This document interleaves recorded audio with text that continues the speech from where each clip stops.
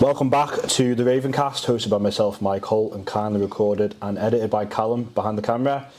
We are there about halfway through the season now, and thought this would be the perfect time to get the club chair, Gill Christian, and manager Paul Jones in to just give us some insight into the club, where we're at to. We've obviously invited questions from the fans as well, so we've selected a handful of them. So thank you for those. Firstly, thank you for both giving up your time, coming on. Yeah, how are you both? Thank you. Good, you alright? I'm good. Looking forward to this. Gill, we'll start with yourself. I think the interview we did with you, obviously in the summer, it was so well received. So many, the fans, the public, and people just loved not hearing from you, but having their questions answered. So that's obviously why we've had a similar thing here today. Firstly, just touching on where the club's up to, and is there anything, a specific subject that you'd like to, say about where we're up to in the club? We spoke obviously about the finances, tickets, and all these other things.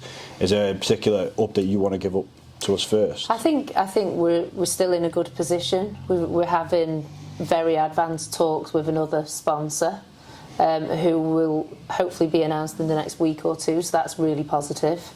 Because obviously concern has been for a long time financial position, so that's looking fairly stable, albeit we still need people coming to the games because that's what really we depend on. We've seen an increase in away fans coming.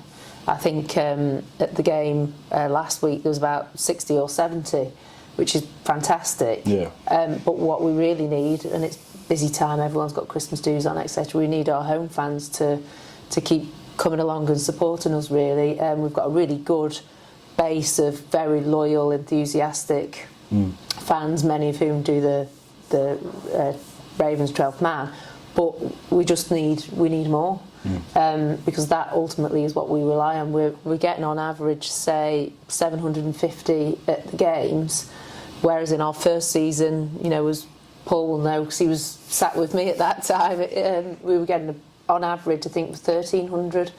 And I think a lot of that is first season sort of enthusiasm. Yeah, but if definitely. we can just pick up the numbers a little bit, then that makes a massive difference. And we started doing, obviously, the food selling and the hospitality. So, really good shape, all very positive. Some good news, again, coming up on sponsorship, but more just sort of a plea for people to support us as a community and keep coming along to the games. How do you think, obviously in the summer, there's always so much of a topic and a discussion around tickets and everything like that, and why are the crowds down? And people are sort of trying to find out the answers, not just within the club, but even outside of the club. But we've got the sort of a steady number of fans now, and you see in the atmosphere, people are singing the songs. Yeah, and I think didn't necessarily have that as much last year, but we've really had that this year. That must be really pleasing for you to see. Yeah, that's great. And also, I can't remember the name of the YouTuber that came over. Oh, Ellis Patton, yeah. That was great, and I think his video showed the island in a really good light. We've got plans for a temporary licence application to go in that will be in just after Christmas, with a view to testing what it might be like to have alcohol in a section of the ground, which again is something that a lot of the fans have been asking for a while, and which we're now in a position to look at. So that's great. The merchandise at the Welcome Centre, is selling really well. So, I think from my perspective, quite a lot of positives actually. Yeah. Jonesy, at the time of recording, we've obviously had a good start to the season. Big numbers of the away matches in terms of crowds. Again, incredible. That must be, incredible for you to say. Fantastic. You couldn't really dream of that following. I don't think 2.5 seasons ago when we first started. To have already a really core group of people that choose to follow the team every weekend is amazing. It's incredible, and fair play to Bruce and all the guys at 12th Man that have done that. It really does kind of blow us all away a little bit that people are spending their money coming to watch us, and it makes a huge difference on those away games to have such a loud and passionate support behind everybody. So it's incredible, really. What sort of, when obviously you go away and you go to these grounds, what sort of feedback are you getting from the opposition, players, managers? What do they think about our fans coming over? Do you think it must be? To be honest, not a lot. Like we talk about the football bit, before the game and after the game, and you don't, it's not like Fergie where you have a bottle of wine afterwards. You know what I mean? And invite them in and talk about all sorts for hours. It's it's quite a short conversation either before the game or after the game. So what we do here though is how the other fans and other clubs behind the scenes really value our supporters, and they've got such a fantastic reputation as good people who represent the Isle of Man fantastically well and represent our club fantastically well. And not only is the Isle of Man the away game everyone wants to have from a fans and players point of view, FC Isle of Man at home and our away fans going away, they know they're going to get a good group coming over and they're going to get a decent atmosphere, and it's going to be in good taste and appropriate, and all those kind of great things that maybe we don't see enough of in football. Yeah, definitely. I think that's the feedback that we do get, is that the away teams coming to the island, the feedback, you see it always on Twitter, don't you, that they are made to feel so welcome. Yeah. Be it at the Pinewood, be it at the ground. And I do think that's added to the reason why there's so many away fans coming, because it's a good opportunity for them to come over and do a bit of a team bonding. And what we've seen is a lot of the clubs, their board are sending people over on the Thursday, so they're actually coming for longer as well. And have make a weekend. Yeah, exactly. Yeah. So those that have been before can't wait to come again, which is fab, really. Yeah. And then just in terms of obviously the playing side, halfway through the season now, what's your sort of initial thoughts on just the first half of the season and where you'll be looking to do in the second half of the season? I think it depends how you look at it. If you zoom in and look at it in a bit of detail, I could look at it quite disappointed and frustrated. And if you zoom out in terms of where we were 12 months ago and like fourth from bottom, and we finished really strongly, and that's why we ended up in mid-table. Yeah. This season we've not gone below mid-table really, and we're looking at it and going, you know what, we've really missed out on some opportunities to be up and around the playoff position on a consistent basis. And there's lots of kind of reasons for that, and we're doing our best to kind of figure them out and work on them. But we're at the minute a mid-table team that is looking to push on, rather than a bottom half of the table team trying to get to mid-table. And that's quite a big step to take when we're averaging 5 under-21s in every starting 11 at the moment. Some games we've started with 6 under-21s. We had 9 under-21s playing against Lower Breck, and a 16-year-old scored the goal to get us a point. We brought in quite a number of new players in terms of who haven't played at this level before. So I think maybe we were a little bit naive to think we could just roll on the form from the end of last season and think that we could progress and be really challenging at the top of the league from day one. I think we started quite well and thought that was going to happen, and then we got a bit of a reality shock and realised there was quite a lot more work needed to be done in order to really consolidate our position and then kick on again. I think we're all content with where we are rather than happy, and we know we're still within touching distance of playoffs, and what we've done this half season is put ourselves in a really good position to have a strong second half. We've hopefully learnt a lot of lessons, and we're working on a lot of stuff to not only continue to keep teams out, like we've got the 6th best defensive record in the league, so we're doing all right at that end of the pitch, and I think everyone recognises that as a group we can do a little bit more at the other end of the pitch, and if we can sort that out, then we should be in a really, really good place. And whether that's enough to get us in the playoffs by the end of the season, we'll have to wait and see, but we've given ourselves the opportunity to get there, and the next kind of 10 to 12 games will dictate whether it's going to be a really exciting end to the season or not. So it's in our hands really, which is more than we could ask for at the start of the season. I suppose we have a bigger picture in terms of the club as well, so everyone wants to get promoted. The players have come on here, they say everyone wants to get promoted, but I suppose from your perspective, you've got to bleed in the youngsters, you've got to give people experience, you've got all these other challenges or ways you can't always pick the players you want necessarily because of the nature of the club. All of these experiences, you know, you're getting a full season under some people's belts that haven't had a season under their belts, and it is a time thing, and everyone wants to get promoted, but it's got to take a step back and have a realistic approach as well. A little bit. Look, you know, we're not in the business because we're all volunteers, but we're you know, the business of winning, isn't it? You know, it's competitive football, so you're trying to win every Saturday, but there's this kind of parallel stream of, like, we can't go out and buy players. We can't go, well, these 5 aren't good enough, so let's get another 5 in from somewhere else in a higher division. Like, part of the exciting challenge of the club is, can we become one of the best non-league player development clubs going?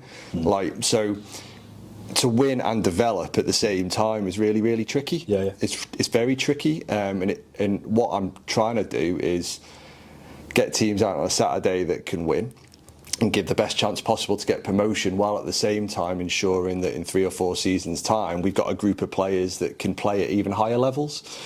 And that's, as I said, way back when, off the learnings of Guernsey in particular, that got promoted with the same group of players 3 or 4 times, and then there was a big gap between that group and the ones following behind. So it's not easy, and I have probably made some decisions that are development focused this season over and above, like, win on Saturday focused, but that's trying to walk this tightrope between developing a group of players that can give the club sustained success over and above one season of good success and then a fallow 10 years. Like, people need to want to come and watch the team play, and the higher the division we're in, the more people come and watch, but the more young players we've got playing and progressing through the game, like, part of my responsibility, I feel, is to help them understand the game better and learn the game of football. And so we're spending a lot of time on that, really, and we've played a variety of different systems, variety of different pressing traps, variety of different ways out in possession.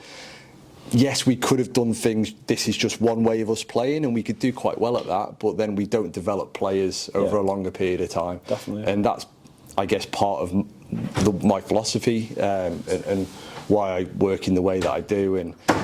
But it's a tricky tightrope, as I say, and I think we've just about got it right.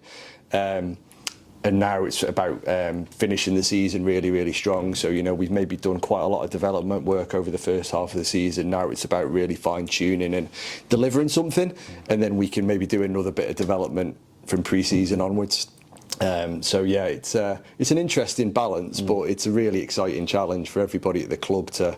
You know, you can't just rely on paying a bit more money to get another player in. Yeah, of course. You know what I mean? But that might limit us to a point, but it's also actually could be our competitive advantage in a few years' time, because you've got the same group playing year after year after year, and if they can stay together, especially the young ones, oh my God, they'll be incredible. You can think of how the likes of Tiernan Garvey have come on from last season, when he was, you know, would pop up on the subs bench and, you know, play the odd, and now, you know, he's gone from strength to strength. It shows that development works, really. And there's you know, there's a few of those. Yeah, but there'll be inconsistency then, won't there, with some of the performances because of their age, you know, and I think we expect an awful lot of them, and maybe sometimes that's unfair, but it's also appropriate if they're really wanting to progress within their football careers. So we've got a really decent mix at the moment of experienced lads and young lads, and I guess now it's just really kind of like building that cohesion over the second half of the season to deliver a strong second half. Gill, I think something that we've touched on numerous times with guests during the podcast, how vital the volunteers are sustaining the club, and there's been a strong interest in volunteers getting on board in the club in any capacity.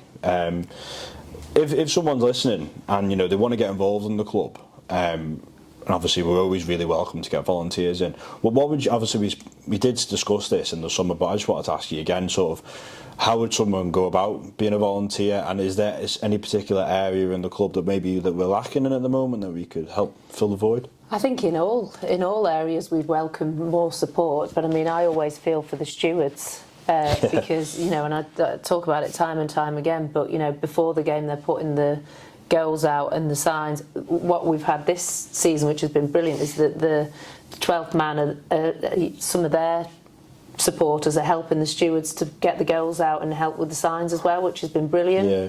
Because otherwise it was just taking them so long before and after the game to set up and then put away. So I still think we could probably do with more support on the stewards.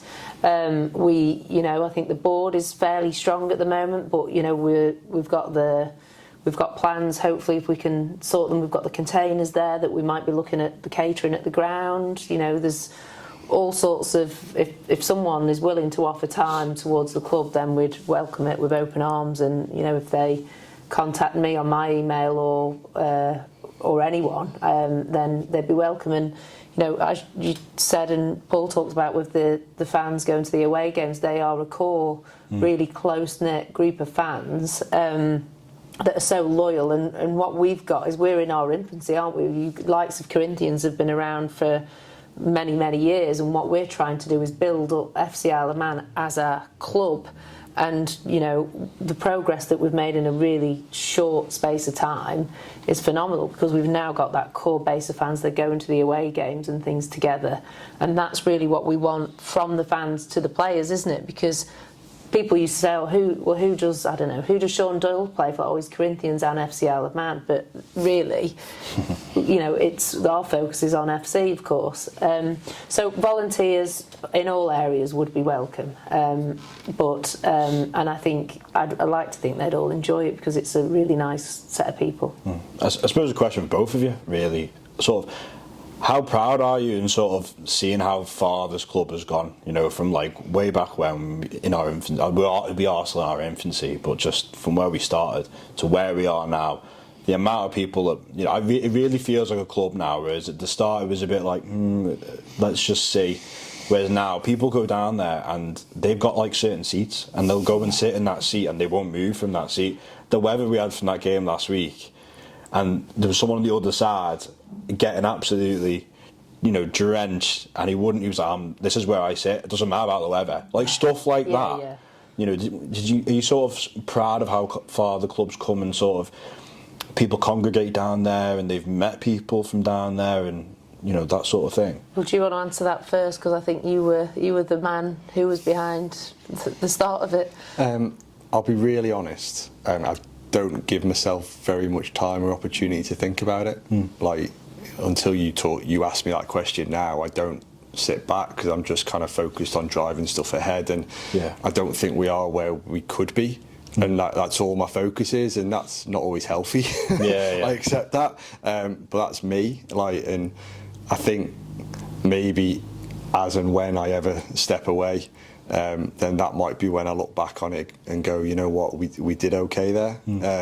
But to hear stories of people who have found a community, who have found something beyond themselves that gives meaning to their lives, like, that sounds pretty deep, but I know I know a number of people who have, and without the club there might have struggled otherwise.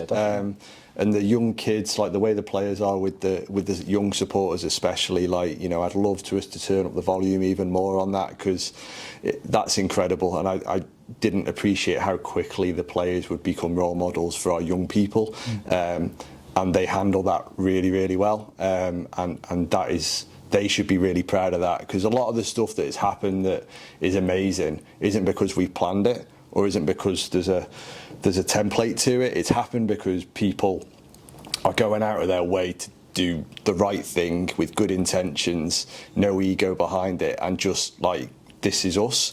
And that, I guess, is what I'm most proud of, is when everyone throws their ego to one side and they just go, you know what, this is just the right thing to do. Amazing things can happen, and they're the special little bits. But I don't often sit back and think about it, to be honest, because we're like on the first or second rung of the ladder in my head about where we should be going, and I want to do my bit to help us get to the top of the ladder. So. But I think, picking up on what you said there, Paul, which I'm not going to disagree with, but it's the players are real ambassadors, but it's from the top to the bottom, including you guys and the media. Everything that comes out of the club is so professional and well done, and the media is key to that as well. When we talk about, I mentioned the Welcome Centre, the amount of merchandise that's at the Welcome Centre, because the community have bought into it and want to buy it, because the players are role models. And we've been very fortunate with the group of people that we've got behind the club and the volunteers that we've had. We've had a real professional bunch, so what we've done is done really well. and I think that we're reaping the rewards of that. Do you think there's almost, just like you were touching on then, we probably don't give ourselves, and it's not being egotistic, but like enough credit for what is being achieved by volunteers? You know, people are just sometimes just putting ideas together and putting the club first and going, well, maybe we should sit back and, you know, say we're doing really well here, and we do, you know, maybe, and it's not putting us against other clubs and saying, no, they're not doing what we're doing, but I look at it from my point of view and think where we were at the start to where we are now, and it is a slow transition, and you grow things slowly, but you know, I hear so much good feedback. You know, like the footy camps for the kids is brilliant. People are turning up with some of the players on, you know, on the back of their shirts. Steve Whitley got invited to someone's birthday party. It's the only invite he had all year.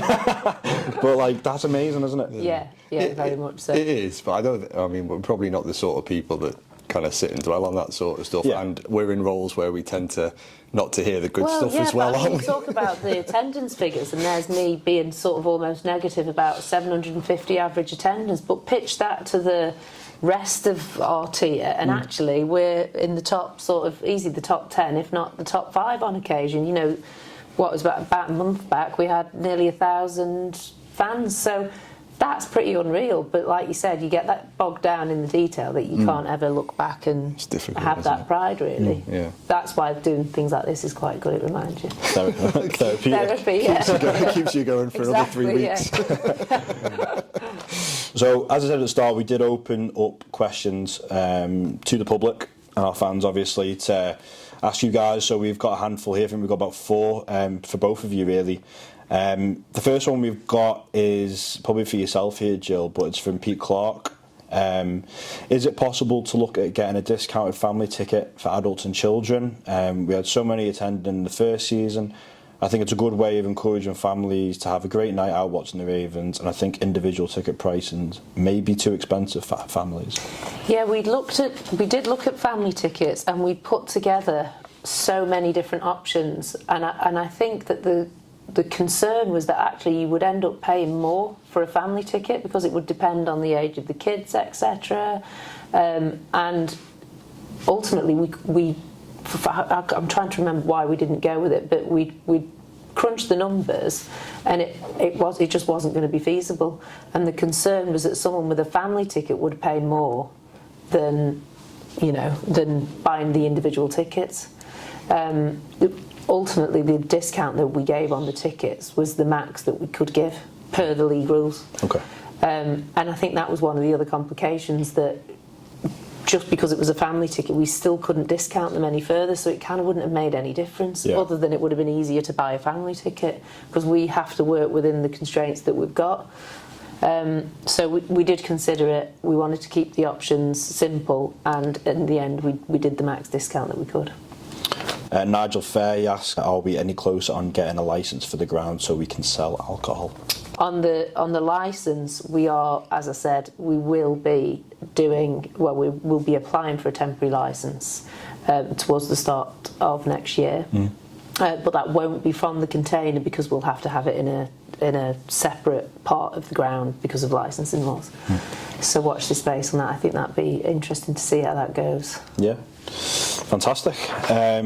Jones, you think it's probably a question for yourself? So this is from Andy Black. He said, firstly, I think FC Isle of Man is brilliant for Manx players to play at a higher level and people to share a club. So a couple of questions rolled into one. How does the club intend for it going forward to stop it having such an effect on the Manx leagues? And the second part to that question is, I personally think there is too many players being used, which unsettles local teams in their leagues, Division 1, which players coming and going, which makes local players lose their place at club level and makes certain teams stronger for certain games, like the Railway Cup, for example. Should FC Isle of Man have a reserve team as such to compete in Manx League, so it leaves local clubs settled, and that way FC Isle of Man have a settled squad, whether they are the first team or a squad player? So quite an elongated question, but I suppose it's one a few people have maybe thought about. It's an interesting one, isn't it? So I think first thing, if clubs or member clubs of the Isle of Man FA want for something like that to happen, then they're the ones that kind of can make it happen. Do you know what I mean? So at the moment, I think I'm right in saying FC Isle of Man's affiliation with the Isle of Man FA is based on us only having a club in an English league, and we're not allowed to put a club in the Manx league. So that's not possible at the moment under our affiliation with the Isle of Man FA. Okay. If the clubs wanted to change that, then they have a mechanism to change that within the Isle of Man FA membership that they have. I'd love to have a more settled squad. The reason we do have so many players is because trying to play 46 games home and away through midweeks as well is a pretty big ask for anybody. I think any manager would love to have a squad of 25, 28 players that they knew were always available. I'm not sure how realistic that is at this moment in time, but that would be amazing for FC Isle of Man. I know it would be amazing for the local game as well. So, but I think until you live it, you don't quite understand what toll it takes, and you know, the players' works have been, you know, places of work and employers have been fantastic in terms of, you know, but a lot of them use their annual leave in order to go, and then they don't have any annual leave left, so others need to use their annual leave, or they take time off work unpaid, or whatever else it might be. So yeah, I don't disagree, it'd be nice to have a smaller squad, but it's also quite difficult. In terms of the impact of the local game, look, I think when you know, it was me with head on a stick going around all the clubs, wasn't it, you know, and doing road shows back in the day, and you know, I very much did stand up there and say, look, we'll figure it out together. I don't necessarily think we've done that yet, and I certainly don't think we've done it together. And you know, I stood there at that moment in time with like really good intentions and meant every word of it, and still do. I probably underestimated just how hard what we are doing on a day-to-day basis actually is. So to have time to do those things, as well as just make sure our club's sustainable, and you put a team out every week and you can try and get up through the leagues, like, it's pretty hard work, alongside your family and your day job and everything else. So like, I'd love for that to happen, and I think it is needed, and it needs to happen over a period of time, but it's not something that we're going to get right between us all immediately. You know, I will say there's not many clubs in the league that put their squads out on a Thursday lunchtime, so the players can figure out what they're doing with the local clubs. You know, the players have chosen to sign for us, and the players have chosen to sign a dual registration form with another club. It is their responsibility, and we talk to them about this a lot, to make sure communication is as good as it can be, so the club, if they're not playing for us, has as much notice as possible, or if they are playing for us, then their other club has as much notice as possible. And that might sound a little bit of a cop-out for me, but you know, we do have quite a lot of number of players registered, which I'm trying to manage that. It's not possible for me to manage the communications with everybody else as well, and they've made the decision to register for the clubs that they have, so they need to own those conversations as well, and we give them, I think, more than enough advance notice of whether they're in our squads or not, and hopefully that then helps the local clubs to plan as much as they can. But ultimately, you know, things will happen, or games will be postponed, and then, you know, it's out of our hands a little bit, or people get injured at short notice and you need to replace people. Like, you know, you can't plan for every eventuality. So I agree with what he's saying at a higher level. What the answer is, like, I don't know. I mean, I suppose the only other thing to add, though, is that I almost read that comment as that FC's been negative for the local game, and I know opinion will be divided on that, but from what I watch of the local game, and I'm made to watch quite a bit of it because my kids enjoy watching it, what you've seen is that you've seen an increase of youngsters getting an opportunity, which can only be a good thing for football development on the island. So, you know, I'm sure people that are involved in local football will probably disagree, because they like to have that stable number, but it's given opportunities to players that otherwise wouldn't have had that. Yeah, and it's a more even playing field potentially across the whole of the leagues, isn't it? And you know, I think you're right. When people talk about the impact of FC Isle of Man, it's negative, but I don't see it as all negative. And the players that are dropping in and out and training with us, but going back to the local game, you know, are bringing back some of the things that we talk about, or the experiences they've got of playing at a higher level, and that's only a positive thing for the game over a long period of time. So, yeah, I think we could all do a better job but that's not just on FC Isle of Man. That's on everybody within Manx football. Look, I don't think it would be too what's the right word, contentious for me to say that everything was perfect in Manx football before FC Isle of Man started. Like, you know, there might have been a few things that FC Isle of Man has amplified a little bit, because of having to have 16 players in order to fulfil 46 fixtures over a season, week in and week out. But there were lots of things that were there before FC Isle of Man was around. And I think if we're part of the local game, like we speak about the local game, FC Isle of Man is a member of the Isle of Man FA. We are part of the local game. We just happen to play in England, but we firmly believe we are part of it, and it's part of our job to make sure the local game flourishes. You know, junior player numbers are fantastic at the moment. You know, there's a lot of people wanting to play football for lots of reasons over and above FC Isle of Man being in existence. But how do we ensure that players of the future are able to access football on the Isle of Man, or whatever level they're capable of doing that, in a sustainable way going forwards? That's on all of us to do it. It's not just an FC Isle of Man thing, it's a Manx football thing, and we'd love to be part of that conversation. I think what we don't want to be is telling people, like we never have, like we're part of a community here, so let's figure it out together, and let's not go, well, you need to fix that, or that's your problem and you need to sort that out. No, it's like, football's the game we all love, we're all passionate about. The players are the most important group of people. How can we develop a community that works as well as it can do for the players, whether they're 6 years of age or 45 years of age? And we're part of that jigsaw, but we don't have all the answers, but we'd love to get around the table and talk about it. But it's not necessarily on us to organise that, and it's not necessarily on us to drive that. I don't think that would work very well. No. Either. But 100% the conversation is required. It's a good question and it's a good answer. But finally, our last question is from Dave McMullen. He said, firstly, love everything about the club, and what the Ravens 12th man are doing is brilliant too. I think we'll probably think about getting them on here sooner rather than later. He was just thinking, moving forward, it appears that in matches in the final third, we appear to be lacking that killer instinct to get the goals. I know we have the talent there, but I was just wondering if you think it would be better maybe playing someone offshore to help him out. Cheers.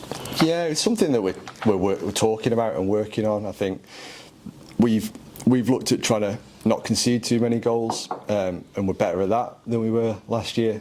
Still not as good as I'd like us to be. You know, you shouldn't need more than one goal to win a football match in my world, but you often do. And I think we're moving from counter-attacking to being able to build through, especially the middle third of the pitch, to now we're talking about our attacking third play, but without losing all the other stuff we worked on as well. So I think those that have watched more recent games, we've played in a slightly different way when we have the ball, and there are more players in central areas. We've not yet found the combinations, or maybe the luck or the confidence yet to finish off the chances that we're creating. But that will come. Like, we're creating chances every game. We've got more than enough there to win games of football, and it'll come. My concern would be if we weren't creating those chances, and we've had some really good high-value chances all the way through the season, and we've just maybe not quite finished them off as well as we could do, and we've also then conceded some poor goals as well.